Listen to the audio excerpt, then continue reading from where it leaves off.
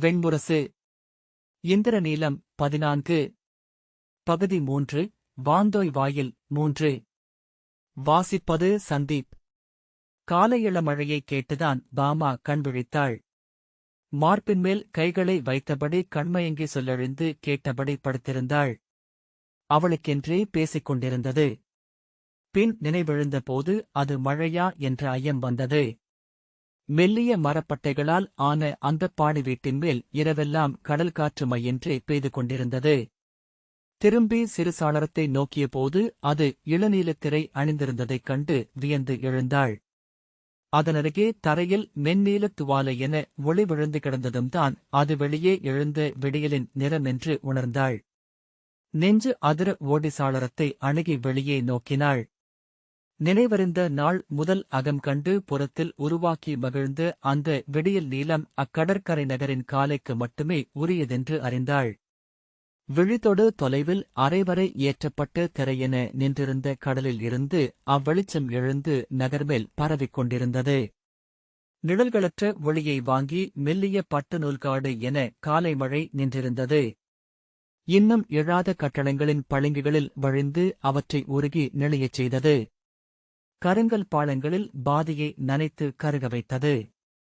மரக்கிளைகள் வழிய இலைநுனிகள் சொட்ட கூரைகள் விதும்பி உதிர்க்க அத்தனை அமைதியான மழையை அவள் கண்டதே இல்லை. அங்கு நின்றபடி அவள் துவாரகையை நோக்கினாள். ஒவ்வொரு மாளிகையாக விழித்தொட்டு எழச் செய்தாள். அப்பால் சூதர் வீடுகள், அருகே வணிகர் மாளிகைகள், வைதிகர் வீடுகளுக்கு அருகே சிற்பியர் இல்லங்கள், குவைமாடங்கள் எழுந்த அங்காடிப் பெருந்தெரு, கொற்றவை ஆலய முகப்பின் செண்டுவெளி, அதைச் சுற்றி படைக்கலப் பயிற்சி சாலைகள், அங்கே வீரர் இளைப்பாறும் படைமண்டபங்கள், யானைகள் நின்றிருக்கும் பெருங்கொட்டிலுக்கு முன்னால் அனுமனின் செந்நிறமான சிற்றாலயம். நுரை எழுவது போல அவள் முன் பெருகி முழுவடிவம் கொண்டது துவாரகை. ஏடி, என்ன செய்கிறாய் என்று செண்டுவெளி கூடும் நாள் என்று அன்னையின் குரல் கேட்டது. வந்ததுமே படுத்துத் துயின்றிருந்தமையால் காலையில் விழித்துக் கொண்டு கன்றும் தொழுவமும் இல்லாத அரண்மனையில் சுற்றி வந்து கொண்டிருந்தாள். இங்கே நீராடுவதற்கு ஆறுகள் ஏதுமில்லை. கடல் இருக்கிறதே என்று கேட்டேன். அதில் உப்புநீர் என்பதனால் நீராட முடியாது என்றார்கள். இப்பெரிய கடலின் எல்லா துறையிலுமா உப்புநீர் என்று கேட்டேன் என்றாள் மாலினி. என்னை மூடப்பெண் என்றே அனைவரும் எண்ணுகிறார்கள். நான் மூடப்பெண்ணாகவே இருந்துவிட்டுப் போகிறேன். ஆனால் விருஷ்டிகுலத்தில் பிறந்தவர்களுக்கு இங்கே இருக்கும் மதிப்பு எவருக்கும் இல்லை. அதை மறக்க வேண்டாம். நேற்று கூர்மன் என்ற யாதவன் என்னை தேடி வந்திருந்தான். எந்தைக்கு அணுக்கமான சக்கரன் என்ற யாதவனின் மைந்தன் அவன். தங்கள் காலடி இம்மண்ணில் விழுந்தமையால் நாளை மழை பெய்யும் அன்னையே என்றான். காலை எழுந்ததுமே பார்த்தேன். உண்மையிலேயே மழை பொழிந்து கொண்டிருந்தது. மாலினி சொன்னாள். பாமா புன்னகையுடன் அவனுக்கு பரிசில் அளித்தீர்களல்லவா என்றாள். அளித்தாக வேண்டுமே. நற்சொல் சொன்னவனுக்கு பரிசளிப்பது குடிப்பிறந்தோர் கடனல்லவா என்ற மாலினி விரைந்து சித்தமாகு பெண்ணே.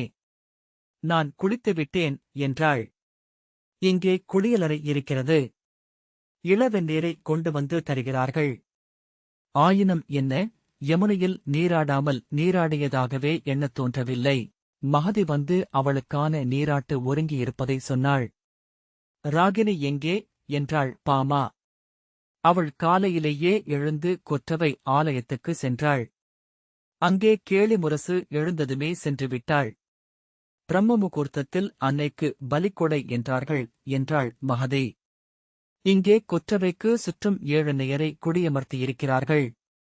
பிராமி, கௌமாரி, நாராயணி, மகேஸ்வரி, வராகி, சாமுண்டி, இந்திராணி என்று நிறையாக அமர்ந்திருக்கிறார்கள். யாதவர்கள் 7 நேயரை வழிபடும் வழக்கில்லை. நமது மூதநேயர் வேறு. இங்கே வேளாண் குடிமக்கள் ஏராளமாக இருக்கிறார்கள் என்று தோன்றுகிறது. நீராடி அணி செய்து கொண்டிருக்கையில் வெளியே தேர்கள் வந்து நின்றன. ஏவலன் உள்ளே வந்து, அரசி, தங்களுக்கான தேர்கள் வந்துவிட்டன என்றான். மாலினி வெளியே சென்று நோக்கிவிட்டு நெஞ்சில் கை வைத்து, ஐயோடி! என்ன இது? தேர் என்றால் இதுவா?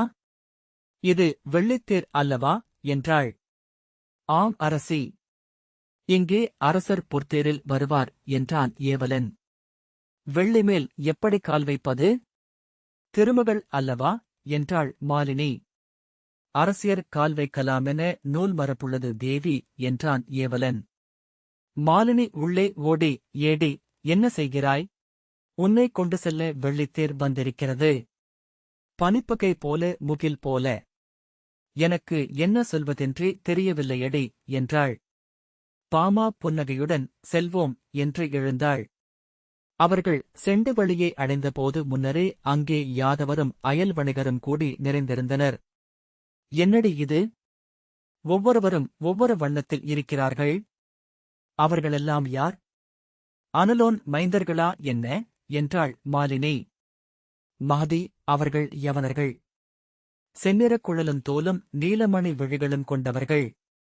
முப்புரிவேல் ஏந்திய தெய்வம் இருக்கும் கலங்கள் அவர்களுக்குரியவை என்றால் பீதர்களை அங்கே கழுந்தகத்திலும் கண்டிருப்பீர்கள். அவர்கள் பொன்மஞ்சள் நிறமுள்ளவர்கள். சிறிய வேங்கை விழிகள் கொண்டவர்கள். மாலினி, இங்கே நம்மவரை விட அயலவர்தான் மிகை என்று தோன்றுகிறதே என்றாள். ஆம், யாதவர் இன்னமும் வந்து குடியேறத் தொடங்கவில்லை என்றாள் மகதி. பாமா தேரிலிருந்து இறங்கியபோது அத்தனை விழிகளும் அவளை நோக்கித் திரும்பின. அவர்களின் உள்ளங்கள் கொண்ட வியப்பு உடலசைவாகி அலையென்று படர்ந்து சென்றது. எவர் விழிகளையும் நோக்காதே, நேராக அரச மேடைக்கு செல் என்றாள் மகதி. பாமா நிமிர்ந்த தலையுடன் நடந்து அரசகுடியினர் அமர்வதற்கு அமைக்கப்பட்டிருந்த மேடையை நோக்கிச் சென்றாள். அங்கே முன்னரே யாதவ குலத்தலைவர்களின் பெண்கள் அமர்ந்திருந்தனர். எல்லா பார்வைகளும் உன்மீதுதானடி. இந்த அவையிலிருந்து நீ துவாரகையின் அரசியாகத்தான் மீளவிருக்கிறாய் என்றாள் ராகினி. அச்சொற்களை பாமா கேட்கவில்லை. அவள் விழிகள் எங்கோ இருந்தன. சித்தம் அங்கெல்லாம் பரவி அனைவருக்கும் மேலே விண்ணில் எழுந்து அங்கிருந்து நோக்கிக் கொண்டிருந்தது. தன்பீடத்தில் கால்களை மடித்து தோள் நிமிர அமர்ந்து குழல் கற்றையை சீரமைத்துக் கொண்டாள். ராகினி அவள் ஆடை மடிப்புகளை அமைத்தாள். தலையிலிருந்து சரிந்த மணியாரம் கழுத்தை தொட்டு தொட்டு அசைந்தது. அவர்களுக்கு முன்னால் நீள்வட்ட வடிவமான செண்டுமுற்றம் செம்மண் மீது கால இளமழை பரவி சதைக்கதுப்பு போல விரிந்திருந்தது. சுற்றி நின்றவர்களின் தலைப்பாகைகளும் ஆடைகளும் கொண்ட வண்ணங்கள் மலர்புதர் கரையிட்ட மழைச்சுனை என அம்முற்றத்தைக் காட்டின. வலது மூலையில் முரசுகளும் கொம்புகளும் மணிகளுமாக இசைச்சூதர் காத்திருந்தனர். நிறைகுடங்களுடன் வைதிகர் அவர்களின் அருகே நின்றிருந்தனர். எங்கோ பெருமுரசமொன்று ஆர்த்ததும் அங்கிருந்த அனைவரும் வெடித்தெழுந்தது போல வாழ்த்தொலி எழுப்பத் தொடங்கினர். ஒலி பெருகி அவர்களை சூழ்ந்தபோதும் பாமா விழிகளை அசைக்காமல் அப்படியே அமர்ந்திருந்தாள். ஒவ்வொரு கணமும் பெருகிய வாழ்த்தொலிகளும் முழ ஒலிகளும் எட்டு திசையிலிருந்தும் வந்து முற்றத்தை அணைத்தன. சூதர் எழுந்து நின்று தங்கள் இசைக்கருவிகளை சித்தமாக்கினர்.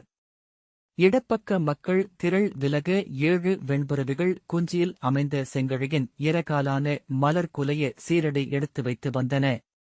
அவற்றில் பொன்னிறத் தலைப்பாகையும் வெள்ளையுடையும் கவசமும் அணிந்து அமர்ந்திருந்த வீரர் அங்கிருந்தவர்களை விலக்கி வழியமைத்தனர். தொடர்ந்து வந்த வெள்ளித்தேரில் இசைச்சுதர் அமர்ந்து மங்கல இசை எழுப்பினர். தொடர்ந்து துவாரகைத் தலைவின் பொன்னாலான தேர் விண்ணில் வாழும் பெருந்தெய்வமொன்றின் காதணி உதிர்ந்து உருண்டோடி வருவதைப் போல வந்தது. சங்கும் சக்கரமும் இருபக்கமும் பொறிக்கப்பட்டு நடுவே செம்மணி விழிகள் சுடர அலகு பிளந்த கருடன் அமைந்த முகப்பு 7 வெண்குதிரைகளுக்குப் பின்னால் எழுந்திருக்க அதில் காலை சூரியனின் பொன்வட்டத்தின் நடுவே மின்னும் நீலம் என அவன் தெரிந்தான்.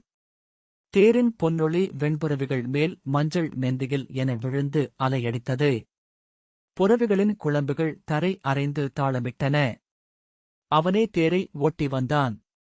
தன்னை நோக்கி ஆர்ப்பரித்த திரளை புன்னகை முகத்துடன் நோக்கியபடி 7 கடிவாளங்களையும் ஒரே கையால் இழுத்து சற்றே திருப்பி தேரை நிறுத்தினான்.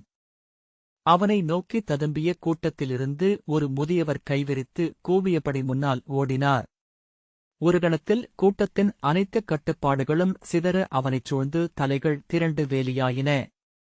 அவன் இறங்கியதும் புறவிகளில் வந்த கிருதவர்மனும் கிருதவீரியனும் இறங்கி இருபக்கமும் நின்று கூட்டத்தை விலக்கினர். அத்தனை பேரும் அழுகிறார்கள் என்று மாலினி கூவினாள். அவனை தொட்டுப் பார்க்கத்தான் முட்டி மோதுகிறார்கள். மூழ்கிக் கொண்டிருப்பவர்கள் தெப்பத்தை நோக்கிச் செல்வதைப் போல அவனை நோக்கிப் பாய்கிறார்கள். அந்த மக்களின் உணர்வுகளை அசைவுகளாக கண்ணெதிரே காண முடிந்தது. அவன் முழுமையாகவே கூட்டத்தில் மறைந்தான். அவை மேடையில் அமர்ந்திருந்த அனைவரும் அவனைக் காண எழுந்து நின்றுவிட்டனர். பாமா அசையாமல் அமர்ந்திருந்தாள். எழுந்து பாரடி என்றாள் ராகினி. தெரிகிறது எனக்கு என்று பாமா சொன்னாள். எதைப் பார்க்கிறாய் என்றாள் ராகினி. காலடிகள் மேலே பீலி விழி என்றாள் பாமா. எங்கே என்று ராகினி கேட்டாள். கிருஷ்ணன் திரளிலிருந்து அலை பிளந்து எழுபவன் போல வெளிவந்து அரச மேடையை நோக்கிச் சென்றான். இசைச்சுதர் மங்கலம் எழுப்ப வைதிகர் நிறை கொடுத்து நீரைத் தெளித்து வேதம் ஓதி அவனை வரவேற்றனர். அவன் பணிந்து கைகூப்பி அவர்கள் நெற்றியிலிட்ட வேள்விக்கரியை ஏற்றுக்கொண்டு கூப்பிய கைகளுடன் மேடையேறி அங்கு போடப்பட்டிருந்த அரியணை அருகே நின்று கொண்டான். இருபக்கமும் செவ்வேற விழிகளும் வாயும் திறந்து நின்றிருந்த சிம்மங்களால் தாங்கப்பட்ட பொற்பிளத்தின் பின்னால் பீலி விரித்த மயில் என தோகை விரிந்து நின்றது. அதைத்தான் மயூராசனம் என்கிறார்களா என்றாள் மாலினி. எவரும் அதற்கு மறுமொழி சொல்லவில்லை. அவளே அழகாக இருக்கிறது, முகில்கண்ட மயில் போல என்றாள். பின்பு ஏன் நின்று கொண்டிருக்கிறார் என்றாள். மூத்தவரும் அக்ரூரரும் வரவில்லை அல்லவா என்றாள் மகதி. அவர்கள் வரட்டுமே, இவர்தானே இங்கே அரசர் என்றாள் மாலினி. அரச பீடத்திற்கு வலப்பக்கமாக போடப்பட்ட நிறையில் யாதவ குறுநில மன்னர்களும் குலத்தலைவர்களும் இளவரசர்களும் அரச உடையுடன் அமர்ந்திருந்தனர். சத்ராஜித்தின் அருகே பிரசேனர் அமர்ந்திருக்க கிருதாக்னி சற்று அப்பால் அமர்ந்திருந்தார். மீண்டும் வாழ்த்தொலிகள் எழுந்தன. அனைவரும் நோக்கிய திசையில் நெற்றிப் பட்டமும் காதுமணிகளும் அணிந்த பெரிய யானை மேல் அமர்ந்து தோளில் கதாயுதத்துடன் பலராமர் வந்து கொண்டிருந்தார். முகிலில் நடந்து வருவது போலிருந்தது அவரது அசைவு. அத்தனை பெரிய யானையா என்றாள் மாலினி. நானும் காட்டில் நிறைய யானைகளை பார்த்திருக்கிறேன். இதென்ன இவ்வளவு பெரியதாக இருக்கிறது? மகதி அரசி, உங்கள் குரலை அனைவரும் கேட்கிறார்கள் என்றாள். கேட்கட்டும். நான் என்ன அவர்களைப் போல சீலைச்சித்திரமா? மாலினி சொன்னாள். யானை மேல் அமர்ந்து வருபவர்தான் அரசர் என்று எண்ணிவிட மாட்டார்களாடி என்றாள். எவரும் மறுமொழி சொல்லக் காணாமல் எல்லாருக்கும் தான் தெரிந்திருக்கிறதே என்றாள். பலராமர் இறங்கி வாழ்த்தொலிகள் நடுவே நடந்து வைதிகரால் வாழ்த்தப்பட்டு அரச மேடையை அடைந்ததும் கிருஷ்ணன் படிகளில் இறங்கி வந்து அவரை வணங்கி வரவேற்று மேலே கொண்டு சென்று அரியணையில் அமரச் செய்தான். அருகே இருந்த சிறிய பீடத்தில் அவன் அமர்ந்து கொண்டான். அக்ரூரரின் தேர் வந்து நின்றது. அவர் வணங்கியபடியே நடந்து வந்து மேடையேறி கிருஷ்ணனிடமும் பலராமரிடமும் ஓரிரு சொற்கள் பேசிய பின் தன் இருக்கையில் அமர்ந்தார். அருகே நின்றிருந்த அமைச்சர்கள் அவரிடம் குனிந்து பேசினார்கள். மாலினி, நம் அரசரை பார். அவர் கழுத்தில் என்ன இருக்கிறதென்று பார் என்றாள். அவள் குரலை எவரும் பொருட்டாக நினைக்கவில்லை. அத்தனை பேரும் கிருஷ்ணனையே நோக்கிக் கொண்டிருந்தனர். சியமந்தக மணியை நானே குறைவாகத்தான் பார்த்திருக்கிறேன். அதை கழுத்தில் அணிந்திருக்கிறார் என்று மாலினி கை நீட்டி கூவினாள். பாமா திரும்பி புருவம் சுருக்கி நோக்கினாள். சத்ராஜித் தன் மார்பில் பொன்னாரத்தின் நடுவே பதக்கத்தில் பதிக்கப்பட்ட சியமந்தக மணியை அணிந்திருந்தார். அது இளநீல நிறத்தில் மின்னிக் கொண்டிருந்தது. பாமா அதை முன்னரே கண்டிருந்தாள். அவர் மேல் கூரையின் வழியாக வந்த வெளிச்சவட்டம் விழுந்திருக்கிறதென்றுதான் நினைத்தாள். சியமந்தக மணியா என்று மகதி மூச்சடக்கி சொன்னாள். சியமந்தகத்தை பார்த்தால் எனக்குத் தெரியாதா என்ன? நான் மணமுடித்து வந்த நாட்களில் ஆண்டுதோறும் அதை எடுத்து வழிபடுவார்கள். பின்னர் அதை களிந்தகத்தின் கருவூலத்திற்கு கொண்டு சென்று விட்டார் அரசர். நீலமலர் போலிருக்கும். ஒளிப்பட்டால் கரி எரியும்போது வரும் அடிச்சுடர் போலிருக்கும். அதை சூரியனின் விழி என்று சூதர்கள் பாடுவார்கள். மகதி இப்போது ஏன் அதை அணிந்து வந்திருக்கிறார் என்றாள். இந்த அவையில்தானே அணிய வேண்டும். நாங்கள் என்ன பிற யாதவர்களைப் போல கன்றுமேய்த்து காட்டுக்குள் இருப்பவர்களா? கலிங்ககத்தின் கருவூலம் மதுராவுக்கு நிகரானது என்றல்லவா அரசர் என்னிடம் சொன்னார். சியமந்தகம் சூரியனால் அளிக்கப்பட்டது. அதற்கிணையான மணி இந்த துவாரகையிலும் இருக்காது. மகதி என்ன நினைத்திருக்கிறார் என்றே புரியவில்லையே என்றாள். சத்ராஜித் அந்த மணி அனைவருக்கும் தெரிய வேண்டுமென்றே நெஞ்சு விரித்து அமர்ந்திருந்தார். அவர் அருகே இருந்த யாதவ அரசகுடியினர் அனைவரும் அதை உணர்ந்திருந்தனர் என்பது காட்டிலிருக்கும் பாறை அருகே மரங்கள் வளைந்து விலகியிருப்பது போல அவர்கள் அமர்ந்திருந்ததிலேயே தெரிந்தது. அக்ரூரர் எழுந்து கைகளை விரித்ததும் பெருமுரசம் அதிரத் தொடங்கியது. மெல்ல கூட்டம் ஆரவாரம் அடங்கி அமைதியாகியது. அக்ரூரர் கைகூப்பி வணங்கி உரத்த குரலில், துவாரகையரே, யாதவ பெருங்குடிகளே, குலத்தலைவர்களே, சிற்றரசர்களே, உங்களை துவாரகையின் அரசரின் சார்பில் வரவேற்கிறேன். இன்று ஐப்பசி மாதம் கருநிலவு நாள். கருமுகில் சூழ்ந்த பெருமழைக்காலத்து இருளிரவு இது. நம் முன்னோர் கன்றுகளைப் பற்றும் காட்டு நோய்கள் அகல இந்நாளை சுடரகல் ஏற்றிக் கொண்டாடினர். பின்னர் ஆவலர்கொன்று மேலிருந்து அருளிய இந்திரனுக்குரிய நாளாகியது இது. நம் இளையவர் இந்திரனுக்குரிய பலிக்கொடையை நிறுத்தினார் என்பதை அறிந்திருப்பீர்கள். இந்திரன் சினந்து ஏவிய பெருமழையை ஆவலர்கொன்றையே கொடையென்றாக்கி நம் இளையோன் தடுத்தருளினார். அதன்பின் இந்நாளை விருஷ்ணிகள் ஆவுக்கும் அகலுக்குமுரிய நாளென கொண்டாடி வருகிறோம். யாதவர் அடைந்த நீழ்துயர் நீங்கும் நாளாக இதை இன்று முதல் கொண்டாட வேண்டுமென்று இளைய யாதவர் ஆணையிட்டிருக்கிறார். பாரத வருஷமெங்கும் இங்கு எழும் சுடரின் ஒளி சென்றடைய வேண்டுமென விழைகிறார். இந்நாளில் நம் இல்லங்களெங்கும் நெய்யகல்கள் பூக்கட்டும். நம் இல்லங்களிலும் நெஞ்சங்களிலும் நிறைந்துள்ள இருள் முற்றகலட்டும் என்று அக்ரூரர் சொன்னதும் அங்கிருந்தவர்கள் கைகளை தூக்கி ஓம் ஓம் ஓம் என்று குரலெழுப்பினர். அவையீரே, இந்தச் சுடர்நிறை நாளில் நம் நகரின் உச்சிக்குன்றின் மேல் பெருவாயில் ஒன்று அமைய கால் கோளிடுகிறோம். உலகெல்லாம் வருக என்ற அழைப்பு இது. கொள்கை என்று நாம் விரித்திருக்கும் வாயில் இது. பெருவாயில் புறம் என்று இந்நகர் இப்பாரதவர்ஸ்தில் சொல்லிருக்கும் காலம் வரை அறியப்படலாகுக்கு. கூடி நின்றவர்கள் ஓங்கார ஒலி எழுப்பி அதை ஏற்றனர். முதுநிமித்திகன் அமர்ந்த பட்டத்து யானை நடந்து வந்து அவை நடுவே நின்றது. அதன் மேலிருந்த வெண்முரசை கோல்காரர்கள் முழக்கி நிறுத்தியதும் ரீங்காரம் நிறைந்த அமைதியில் நிமித்திகன் எழுந்து தன் வெள்ளிக்கோலை மும்முறை தூக்கி அமைந்து மணிக்குரலில் உரக்க சொன்னான், அவையேரே, இந்தச் செண்டு வழியில் இப்போது கால்கோள் விழவு நிகழவிருக்கிறது. இங்கு இறங்கி நிறைக தெய்வங்கள் அருள் பொழிந்து அமைக நம் மூதன்னையர். இத்தருணம் என்றும் வாழ்க்க அவை ஆமென்று ஒலி எழுப்பியது. 7 ஏவலர் பெரிய வெண்கல உருளி ஒன்றைக் கொண்டு வந்து முற்றத்தின் நடுவே வைத்தனர். அதனருகே வெள்ளி நிலவாய் நிறைய நீரை வைத்தனர். மலர்கூடையையும் செம்மஞ்சள் அரிசிக்கூடையையும் அருகே வைத்தனர். மலைக்குமேல் பெருவாயிலுக்கு கால்கோள் நிகழுமிடத்தில் 7 நாட்களாக நிகழ்ந்து வந்த போதவேள்வி முடிந்து அதன் எரிகுளத்துச் சாம்பலையும் அவியையும் மலரையும் எடுத்துக்கொண்டு 18 வைதிகர் நிறை வகுத்து வந்தனர். அவர்கள் பொற்குளத்து நீரை மாவிலையால் தெளித்து அந்த முற்றத்தையும் பொருட்களையும் தூய்மையாக்கினர். வேள்வி எண்ணத்தையும் வேள்விச் சாம்பலையும் மலரையும் பேருருளிக்குள் போட்டு வேதம் ஓதி வாழ்த்தினர். மங்கள இசை எழுந்து அடங்கியதும் யானைமேல் எழுந்த நிமித்திகன் குலமும் குடிவரிசையும் சொல்லி ஒவ்வொருவரையாக அழைக்கத் தொடங்கினான். விருஷ்ணி குலத்து யாதவரும் பிருஷ்ணியின் குலத்தில் ஸ்வபால்கரின் மைந்தனாக யது, குரோத்சு, சத்வதர், விருஷ்ணி, யுதாஜித் என நீளும் குருதி வழியில் பிறந்தவரான அக்ரூரரை முதலில் அழைத்தான். அவர் தன் மைந்தர்களான தேவகனும் உபதேவகனும் மருகன் சித்ரகனும் பின் தொடர அவையை வணங்கியபடி மையத்தை அணுகி கலத்திலிருந்து நீரை அள்ளி கைகளை கழுவிய பின் மலரையும் மஞ்சளரிசியையும் மும்முறை அள்ளி உருளிக்குள் போட்டார். பின்னர் சித்ரகனிடமிருந்து சிறிய செப்புப் பேழையை வாங்கி அதிலிருந்த தன் நிலமாகிய பிலக்ஷவனத்தின் மண்ணை உருளிக்குள் இட்டார். சூழ நின்றிருந்த மக்கள் வாழ்த்துலி எழுப்பினர். பெண்கள் குரவையிட மங்கள இசை ஒலித்தது.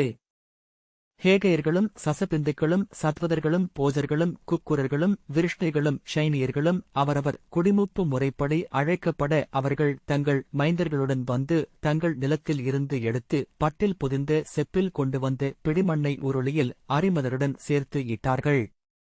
நிமித்திகன் போஜர் குலத்து குந்தி போஜரை அழைத்தான். தளர்ந்த நடையுடன் அவர் எழுந்து வந்து மார்த்திகாவதியின் மண்ணை இட்டார். தேவகர் உத்தரமதுராபுரியின் மண்ணை உருளியிலிட்டார். பின்னர் ஹிருதிகர் தன் மைந்தன் கிருதவர்மன் தொடர வந்து சதபதத்தின் மண்ணை இட்டார். கூர்மபுரியின் மண்ணை கிருதாக்னி இட்டபோது அவரது இளைய மைந்தர்கள் கிருதஜசும் மதுவும் இருபக்கமும் நின்றனர். சத்ராஜித் எழுந்து தன் இளையோன் பிரசேனருடன் நிமிர்ந்து நெஞ்சு தூக்கி நடந்து வந்தபோது சூழ்ந்திருந்த கூட்டத்திலிருந்து வியப்பொலி ஒரு மெல்லிய முழக்கம் போல் எழுந்தது. அவரது மார்பிலிருந்த சீமந்தக மணி சூரியன் எழுந்தது போல் ஒளிவிட்டது. அவர் ஹரிணபதத்தின் மண்ணை உருளியிலிட்டு மும்முறை வணங்கி பின்னால் சென்றபோது மாலினி பரபரப்புடன் திரும்பி தாழ்ந்த குரலில், ஹரிணபதத்தின் மண், அதுதான் அந்தகர்களின் தாய்நிலம் என்றாள். அருகே நின்றிருந்த மகதியின் கைகளைப் பற்றிக் கொண்டு, நானே என் கையால் அதை அள்ளி அந்த பொற்செப்பில் வைத்தேன். நீயும்தானே உடனிருந்தாய் என்றாள். மெல்லப் பேசுங்கள் அரசி என்றாள் மகதி. ஏன் என்று மாலினி கேட்டபோது அவள் மறுமொழி சொல்லவில்லை. சத்ராஜித் திரும்பியபோது சியமந்தகத்தின் ஒளி அரச மேடையை வருடிச் செல்ல பலராமர் கண்கள் கூச கையால் தடுத்தார். அவையினரிலிருந்து மெல்லிய சிரிப்பு எழுந்தடங்கியது. அது மின்னலடிக்கிறது என்றாள் மாலினி. அதில் வெயில்பட்டு ஒளி எழும்படி தந்தை மார்பை திருப்பியதை பாமா உணர்ந்தாள். ராகினி, வெயிலிருக்கும் பக்கமாகவே வந்திருக்கிறார் அரசர் என அவள் உணர்ந்ததையே சொன்னாள். சத்ராஜித்தின் முகத்தில் ஒரு பெருமிதப் புன்னகை விரிந்திருந்தது. பிரசேனர் திரும்பி யாதவர்களை நோக்கி மீசையை மெல்ல நீவியபடி தமையனை தொடர்ந்தார். அவர்கள் மேடையில் ஏறி மீண்டும் பீடத்தில் அமர்வது வரை அத்தனை சிற்றரசர்களும் குடித்தலைவர்களும் உடலை அசைக்காமல் இறுகி அமர்ந்திருந்தனர். அவர் அமர்ந்ததும் மெல்ல இளகி அமைந்தனர். நிமித்திகன் எழுந்து யாதவ அரசியர் பெயரையும் இளவரசியர் பெயரையும் முறைமைப்படி அறிவிக்கத் தொடங்கினான். இளைய யாதவரின் அன்னை தேவகியின் பெயரை முதலில் அறிவித்தான். தளர்ந்திருந்த அன்னை வெயிலுக்கு கூசிய கண்களை கைகளால் மறைத்தபடி சேடி ஒருத்தி தோள்பற்றி துணைவர மெல்ல நடந்து அருகணைந்து சிற்றகலில் நீண்டிருந்த நெய்த்தறியே கைவிளக்கை வாங்கி ஏற்றினாள். அதன்பின் மூத்த பேரரசி ரோகிணிதேவி சுடரேற்றினாள். யாதவகுடியினரின் அரசியர் தங்கள் இளவரசியருடன் சென்று அகல்திரியை ஏற்றினர்.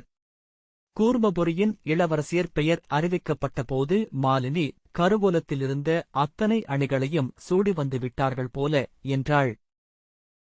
அந்தகபுலத்து நிம்மரின் மைந்தரும் ஹரிணபதத்தின் அரசருமான சத்ராஜித்தின் அரசி விருஷ்ணை குலத்து கதாதன்பாவின் மகன் சியாமகனின் மகள் மாலினியின் பெயர் அறிவிக்கப்பட்டதும் மாலினி பதற்றத்துடன் எழுந்தாள். அவள் இளையவர்களாகிய பத்மையையும் சித்ரையையும் நிமித்திகன் அறிவித்தான். மாலினி பாமையிடம், பாமா, நீ என்னருகே நின்று கொள், என் கைகள் நடுங்குகின்றன என்றாள். மகதி, ஒன்றுமில்லை அரசி, மும்முறை அரிமலரிட்டு விளக்கேற்றி மீளுங்கள் என்றாள். அருகே நில்லடி என்றாள் மாலினி. அவர்கள் வணங்கியபடி மேடையிலிருந்து இறங்கினர். பாமா படிகளில் கால் வைத்து இறங்கியபோது சூழ்ந்திருந்தவர்கள் அமைதியடைவதை உணர்ந்து மாலினி திரும்பி, என்னடி என்று மகதியிடம் கேட்டாள். ஒன்றுமில்லை அரசி என்றாள் அவள். மாலினி உருளியை அணுகி கைகளை கழுவாமல் அரிமலரை எடுக்கப் போக மகதி அவள் ஆடையை அசைத்து, கை கழுவுங்கள், கை என்றாள். என்ன என்று கேட்டதுமே புரிந்து கொண்டு மாலினி கைகளை கழுவி அரிமலரிட்டபின் அகலை கொளுத்தி வைத்தாள். பத்மையும் சித்ரையும் அகல் ஏற்றி பின்னகர்ந்தனர். உருளியைச் சூழ்ந்து பெண்கள் ஏற்றிய அகல் சுடர்கள் பகலொளியில் பூவரசப் பூக்கள் போல நின்றிருந்தன. மகதி பின்னால் திரும்பி பாமையிடம், சுடரேற்றுங்கள் இளவரசி என்றாள். பாமா சிவந்த விழிகளுடன் மகதியை எவரோ என நோக்கிவிட்டு கைகளை கழுவிக்கொண்டு சுடரை வாங்கினாள். மாலினி, அத்தனை பேரும் இவளைத்தான் பார்க்கிறார்களடி என்றாள். காற்றிலாடும் பட்டுத்திரைச்சீலை என அவள் அசைவுகள் விரைவற்றிருந்தன. பாமா குனிந்து அகல்திரியை ஒரு விரலால் நீவி முன்னெழுத்து மறுகையால் சுடரை அவள் ஏற்றிய அதே கணம் வானில் சுழன்ற கிருஷ்ண பருந்து ஒன்றின் நிழல் அவளைக் கடந்து சென்றது. கூட்டம் வாழ்த்தொலி எழுப்பியபடி மேலே நோக்க பருந்து வட்டச்சுருள் பாதையில் சரிந்து வந்து அவளருகே இறங்கி அந்த உருளியின் விளிம்பில் உகிர்பற்றி நின்று சிறகுகளை குலைத்தடுக்கி நிலை கொண்டது. அதன் செம்மணிச்சிறு விழிகளை அருகே கண்டாள். கூரம்பின் முனை போன்ற அலகுகள் சற்றே திறந்திருக்க அது விசிறிவாலை விரித்து காற்றுக்கு சமன் செய்தது. எங்கோ எவர் குரலிலோ ஒரு வாழ்த்து வெடித்தெழுந்தது. துவாரகையின் அரசி. மறுகணம் பல்லாயிரம் குரல்கள் வாழ்க வாழ்க என்று முழக்கமிட்டன.